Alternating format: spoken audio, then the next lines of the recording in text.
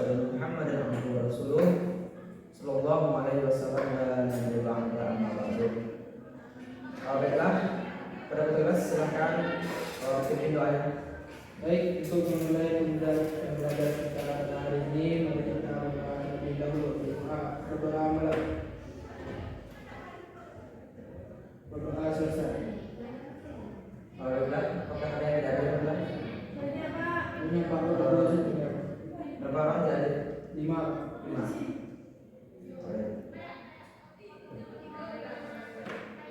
Baiklah, kita akan memulai belajar pada hari ini. Siapa yang tahu kita belajar apa hari ini? Bukan. Sekarang kita belajar Al-Quran hadis. Ya, Hadis Pak. Quran hadis mengenai membiasakan berpikir positif dalam menghadapi segala ujian.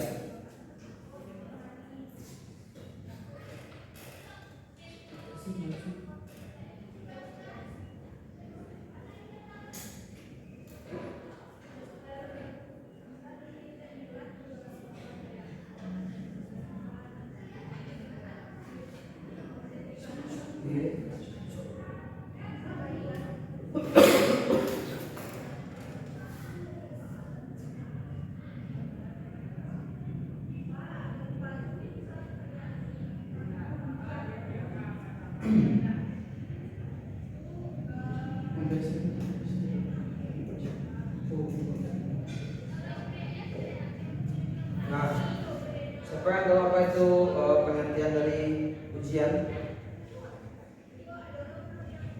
Saya tahu. Ujian itu adalah sesuatu yang diberikan oleh Allah untuk ada yang menyenangkan, ada yang tidak. Contoh yang menyenangkan itu seperti kita mendapatkan nikmat, atau seperti kita pernah mendapatkan juara itu. Dan ujiannya itu seperti musibah. Nah, musibah seperti yang terjadi akhir-akhir ini seperti banjir, longsor, lain-lainnya. Nah, adapun dalil mengenai materi kita pada hari ini itu, coba buka Al-Quran surah Al-Baqarah ayat 155 dan sampai 157. Sudah? Tolong dibacakan atau kita baca bersama tuh, boleh? Bismillahirrahmanirrahim. Wala tahuluwannakum bisari minal ghaibi wa juni wa nafsi minal amwali wa anfusi wasyamarati wa basyiril sabirin alladzina idza asabatum musibah qalu inna lillahi wa inna ilaihi raji'un ulaika alaihim shalawatu min rabbihim wa rahmah wa ulaika humul muhtadun. Subhanallahu alazim. Ada lagi berapa kali saya baca Al-Quran? Setiap maghrib. Kalau diikutin lagi ya, soalnya dan itu seperti isi buku gitu, ya. Baiklah. Siapa yang bisa menjelaskan arti kandungan dari Quran ini? Ayat ini? Tahu? Dan penjelasannya mengenai ayat ini? Kan tahu? Jadi tahu Apa? penjelasan mengenai ayat yang Anda baca tadi? Penjelasan tentang ayat ini adalah sesungguhnya Allah akan menguji kaum muslimin dengan berbagai ketakutan, kelaparan, kekurangan harta, jiwa dan buah-buahan atau bahan makanan. Dengan ujian ini kaum muslimin menjadi umat yang kuat mentalnya, baik fisik maupun keyakinan tetap kokoh terhadap Allah Taala, jiwa yang tabah dan tahan uji. dalam beberapa istilah yang digunakan. Itu Pak. Cukup. Terima kasih Anda. Ya benar seperti yang dijelaskan tadi mengenai ayat ini, Allah itu menguji kaum muslimin seperti kelaparan, kekurangan harta, maupun seperti timpakan musibah. Nah, dari ayat tersebut itu Allah akan itu ada maksudnya. Tidak ditimpakan satu ujian kecuali itu baik menurut Allah dan menurut manusia itu mungkin tidak disukai, namun Allah punya rencana sendiri dari balik ujian tersebut. Lalu selanjutnya ada musibah. Nah, tadi musibah itu hampir sama. Itu sesuatu yang mengenai atau menimpa satu kaum. Nah, coba aja sebutkan satu musibah yang terjadi pada saat ini ataupun sama-sama sebelum Nabi Muhammad. Ya, seperti ya pada zaman Nabi Nuh, itu manusia kan tidak beriman kepada Allah dan tidak mematuhi segala perintah Nabi Nuh. Ya, anaknya pun tidak mengikuti beliau dan yang dan kaum tersebut diberikan ujian seperti banjir bandang yang begitu dahsyat ya. Lalu selanjutnya itu ada bala. Siapa yang tahu apa itu bala? Semua yang langsung datang dari Tuhan tanpa keterlibatan manusia, kecuali menerimanya. Baik, terima kasih. Ya,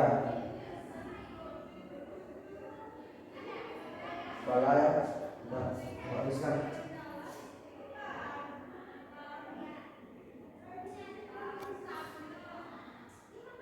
Itu sesuatu yang langsung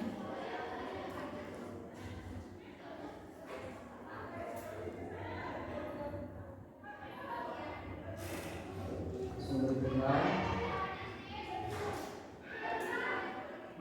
tanpa keterlibatan manusia.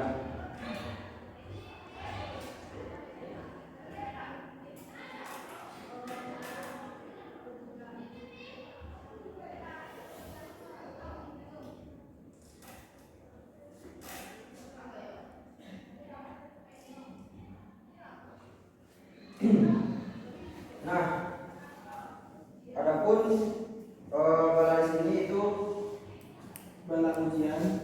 ya Yang kedua ujian kebenaran. Yang ketiga ubah atau hukuman. betul.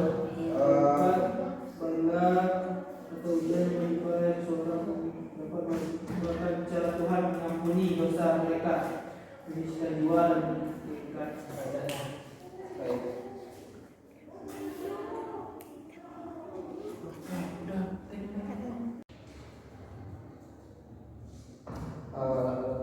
Selanjutnya ada tuh bala yang anugerah. Di balik itu Allah juga menyediakan anugerah yang memberi manusia yang membuat manusia senang, itu seperti berikan rezeki yang melimpah dan lain-lainnya. Selanjutnya itu ada bala ujian yang menimpa seorang yang cara Tuhan itu untuk mengampuni dosa-dosa hambanya. Selanjutnya kita masuk pada fitnah. Siapa yang tahu apa fitnah? Merupakan Pada itu kita berpikir bahwa ya, fitnah itu kita menjadikan seseorang tanpa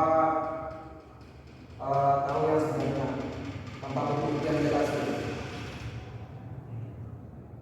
Yang dikatakan fitnah yang dijadikan fitnah itu karena kan kita memfitnah seorang, orang itu disalahkan. Nah, bisa jadi terjadi hal yang tidak diinginkan seperti yang dijelaskan tadi di pembunuhan ataupun hal yang lainnya. Dalil yang menjelaskan Al-Anbiya ayat 35.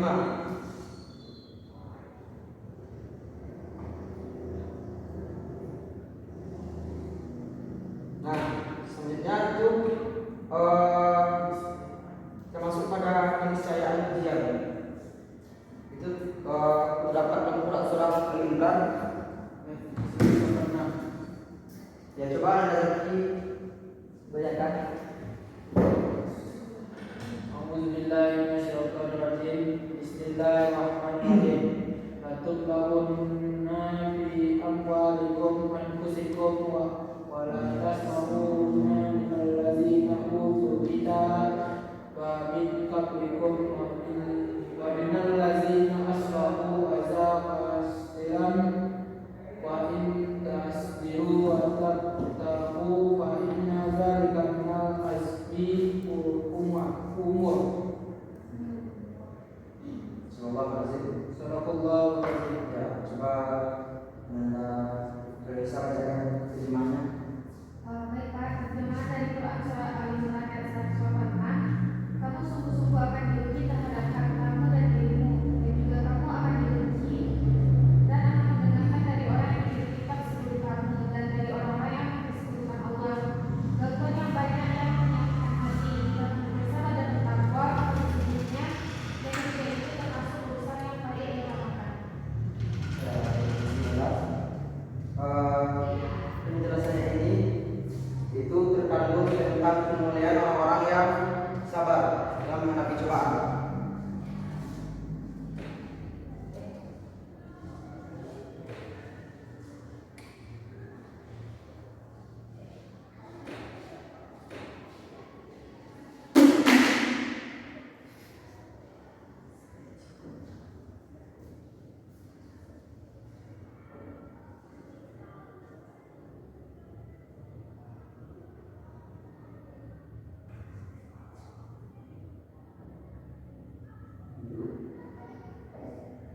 Itu tadi Quran surah Al-Imran.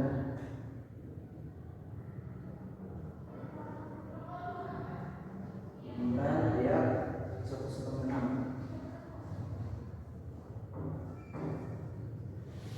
Adapun kita bisa menjelaskan, nah, adapun arti kata perkataannya yang agak sulit mungkin seperti laun. Siapa yang tahu apa itu?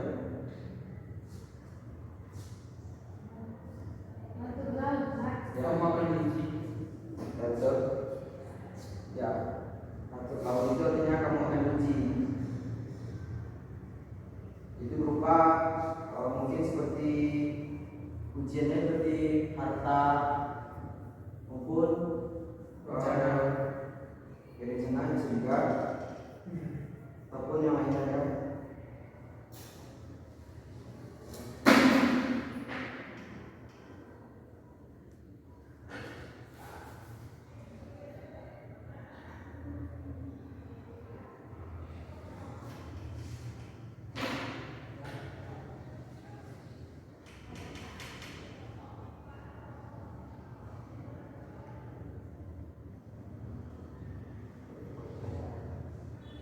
Ini kamu akan diuji.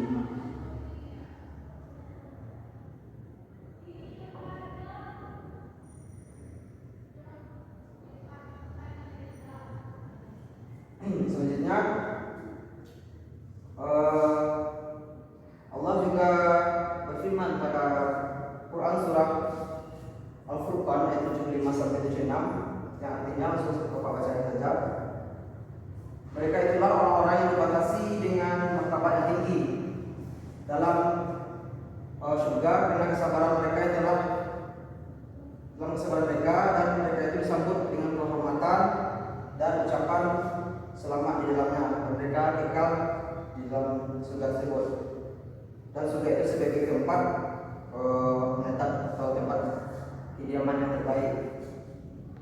Nah, selanjutnya kita masuk sikap mukmin dalam keadaan apapun.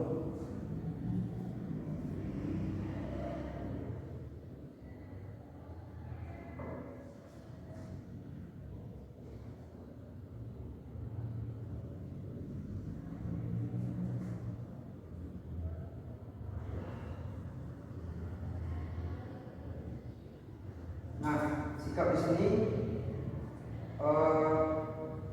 jika kita dapat hal yang baik atau buruk, bagaimana kita seharusnya sikap kita? Apa kita diberi ujian, apa kita menongkol kepada Allah atau gimana? Ridho, Pak. Ridho. Ya bagus. Sebagaimana ada hadis menjelaskan tentang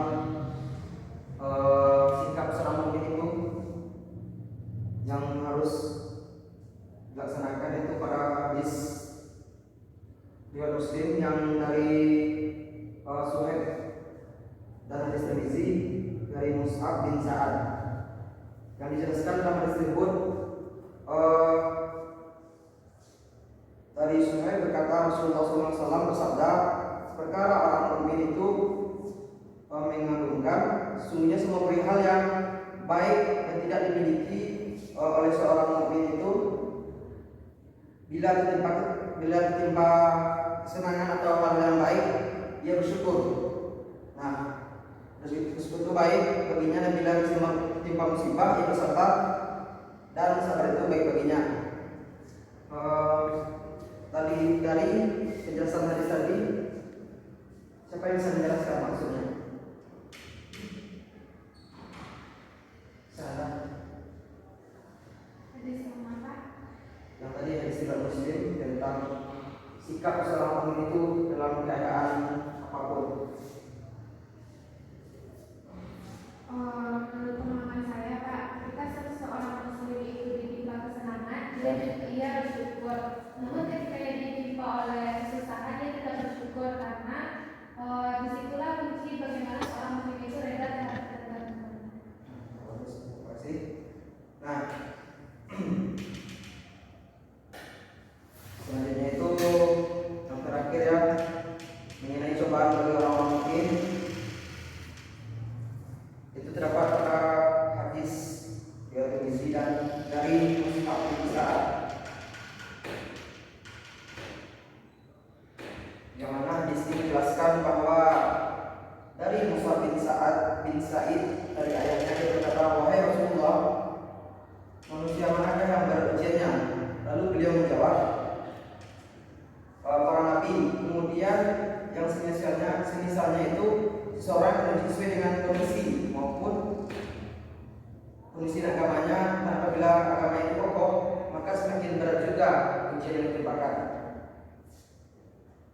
Seperti orang-orang dalam menegakkan agama Islam ini,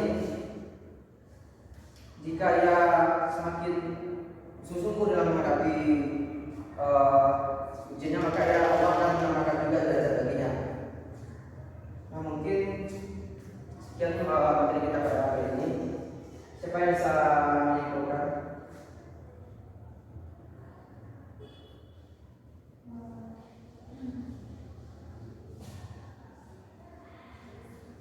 Bapak akan menyimpulkan pelajaran kita pada pagi hari ini itu tentang ujian, bala, fitnah, dan cobaan. Nah, dalam kehidupan kita sehari-hari, kita akan menemukan fenomena dari hal tersebut. Nah, ketika seorang muslim ditimpa ujian, maka langkah yang harus dilakukan adalah reda terhadap ketentuan dari Tuhannya. Ketika dia ditimpa musibah, dia bersyukur, dan ketika dia ditimpa oleh kesenangan, dia pun tetap bersyukur. Ini sekian saya sampaikan. Baik, sekalian ya, kita beri aplaus untuk kita ya. Nah, yang Bapak ini lupa, Bapak akan membagi dua kelompok dan memberi tugas. Anda tadi kelompok satu dan saya tadi kelompok dua ya. Coba cari mengenai yang untuk kelompok satu itu, soalnya itu ketika lapar, bagaimana tidak tidak berusaha mencari makanan, namun mereka bersabar pada kelaparan tersebut. Anda lagi tolong dicatat apanya soalnya ya. Nah, ya ini gambar bapak kita ya soalnya. Jika Anda itu lapar, Anda tidak berusaha mencari makanan, dan mereka akan sabar atas kelaparan tersebut. Lalu tersebut termasuk dalam kategori sabar. Sudah jelas, sudah. Coba ulangi ini. Nah, untuk kelompok 2, jika Anda ditimpa musibah, apa yang harus Anda lakukan? Ya, mungkin itu tugas untuk pada pertemuan ini dan dikumpul di depannya. Baiklah, sebelum menutup pembelajaran kita pada hari ini, maka baiknya kita mengucapkan hamdalah. Kita cukupkan. Wabillahi taufiq wal hidayah.